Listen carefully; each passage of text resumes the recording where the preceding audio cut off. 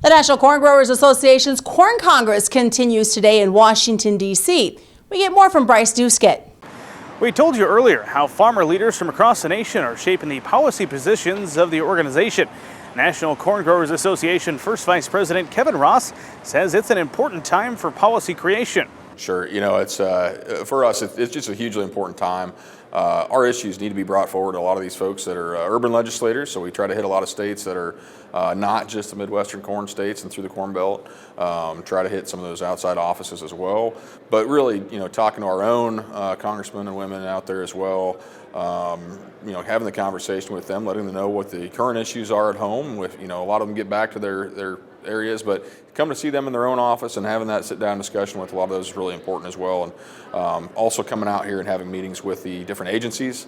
We've got a lot of meetings at EPA scheduled, as well as meetings with different agencies in USDA. NCGA is calling for continued support of ethanol and for the passage of a new free trade agreement.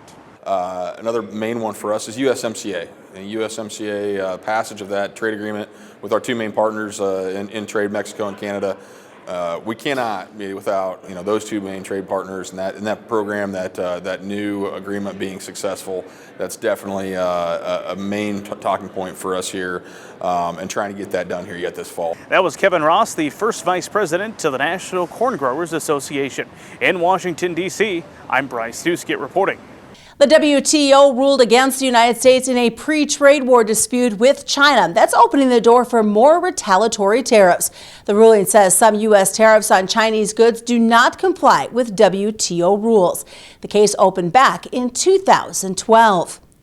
That's a look to your news. I'm Susan Littlefield on the Rural Radio. This is Jane. She thinks she's just filling her car, but she's also filling the air with cancer-causing toxic chemicals used to boost octane in gas. What doesn't burn in the engine enters the air and your lungs, even your heart and brain. Bad for everyone, especially kids.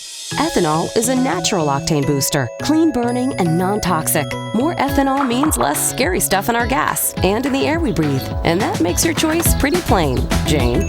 American Ethanol, cleaner air for Nebraska.